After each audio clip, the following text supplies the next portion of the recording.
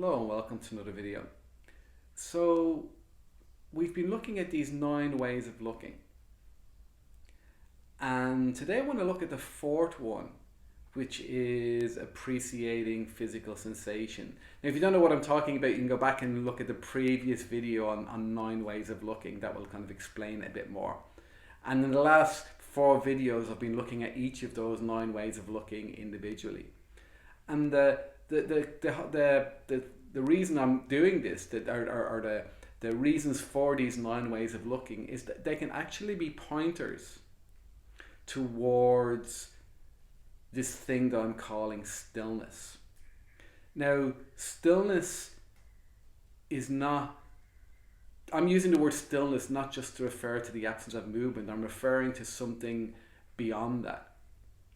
A stillness that includes both the small s stillness and movement.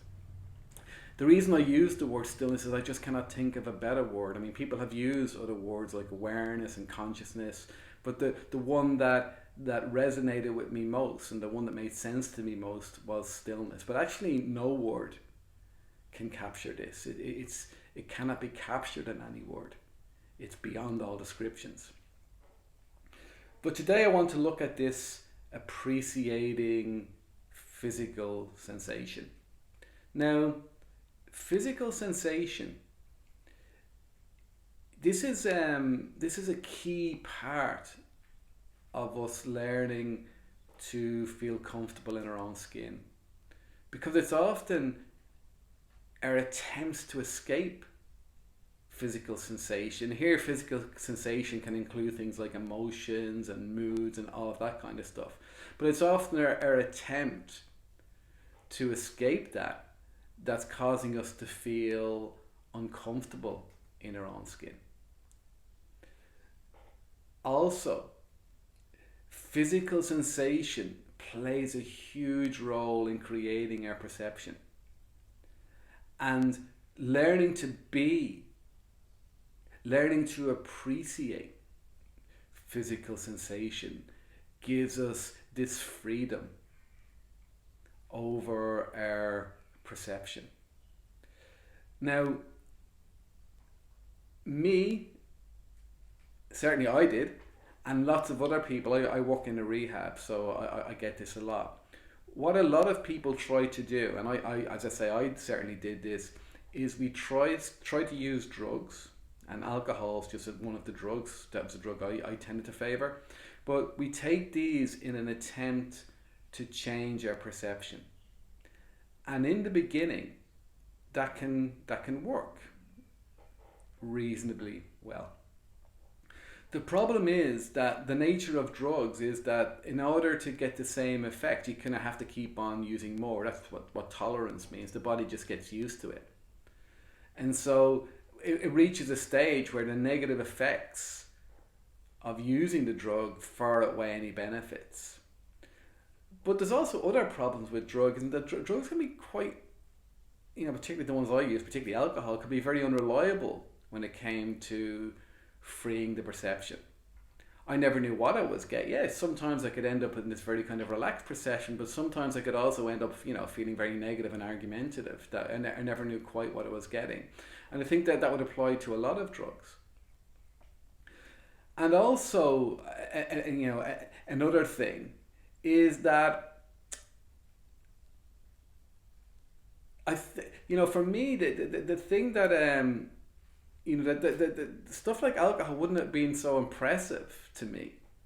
I wouldn't have been so impressed by its ability to change my perception if I hadn't known any better. That it's because I was so stuck in a perception. I was stuck as a teenager. I was caught up in this very kind of negative way of experiencing life, that I was easily impressed. And when we start to kind of experience like real freedom in regards to perception, the effects of drugs can just seem like, really kind of subpar. So physical sensation and appreciating physical sensation can be a very powerful way of, first of all, understanding our perception, but also of freeing our perception. That really, as I say, our perception is very greatly determined by our physical sensations and how we're interpreting those physical sensations.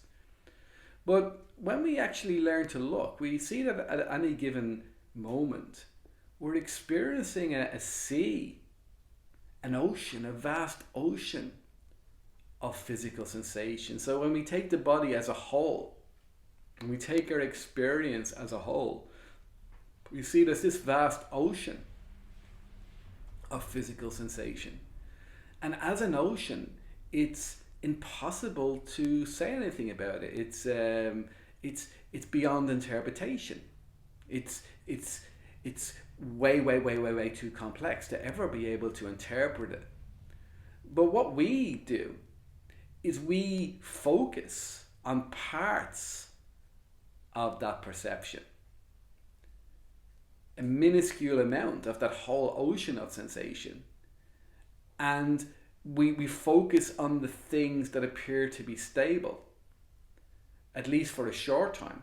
We give kind of priority to those things that seem to have a stability to them, and we use those to interpret like how we're doing, what's going on, what's the day like.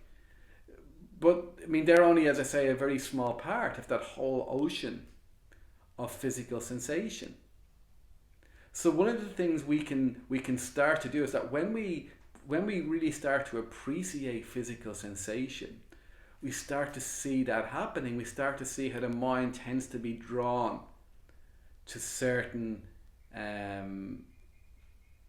in physical sensation that stands out, and we can learn not to do that, and that kind of offers this great freedom. I kind of look at it, it's almost like one of those old-fashioned radio tuners, with this whole kind of spectrum of things we can tune into. But over the years, we become very habituated to just listening to the same radio stations all the time. And it's like we forget that all of this other stuff is there. We can learn to, and some of the radio stations we may not have tuned into since childhood. And there can be kind of very wonderful radio stations that, if we could tune into them again, it'd be great. Also, there are these other radio stations on that radio tuner spectrum that are quite faint. And so they do require a bit more effort to tune into. But when we do, they can be incredible treasures. So, this sea of sensation that we're experiencing, when we learn to kind of relate to it differently, to start paying attention to what we normally ignore, to start paying attention to the physical sensation that's less gross, to pay attention to the ones we can't pin down and name, that has this incredible effect on our perception. And we, as I say, we start to be able to perceive things that maybe we haven't experienced in many, many years, but also completely new things as well.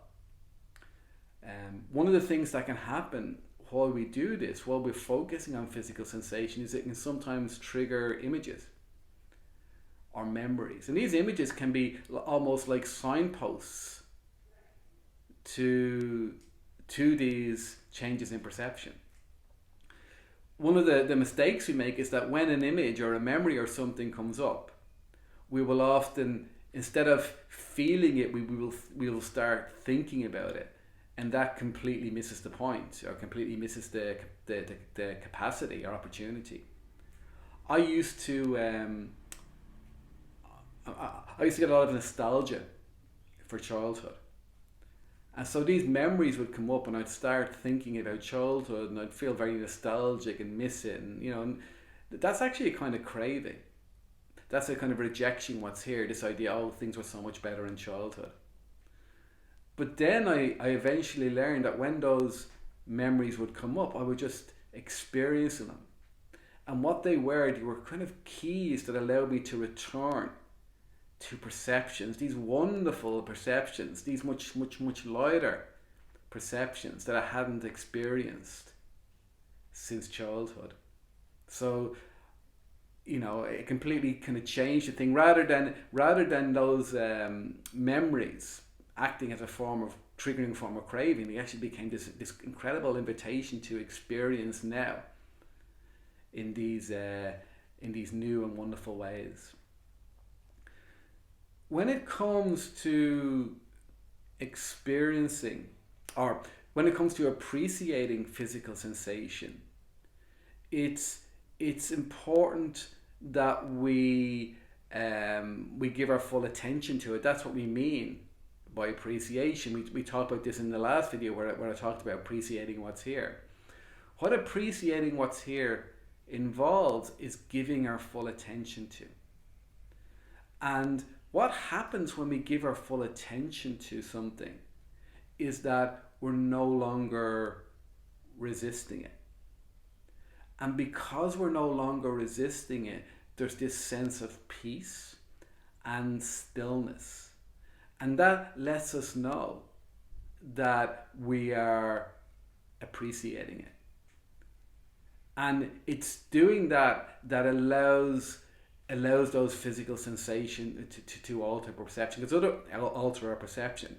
Because otherwise, as I say, there's this habit to almost either ignore or kind of or try to corral these sensations into something that we already know, something gross. So this is really about not doing that, to really learn how to just be still and to allow the sensations, especially the subtle sensations, to allow them to have the center stage, to pay attention to the sensations we would normally ignore. Because, and the reason, as I say, we ignore them is we can't easily put a label on them. And underneath of all of that is this thing that we've been completely ignoring to our detriment, the thing we're all looking for, because it can never be pinned down in any way. And here I'm referring again to that stillness. The reason we ignore that is it's just way too subtle for our normal minds often, and we have to kind of let go of that way of always referring to things through thinking and through labeling, to be able to really come in contact with that. So that's what I mean. It means moving our attention away from our constant chatter and describing and pointing at, to actually that fuller experience, that deeper experience, because that's what we're ultimately all looking for.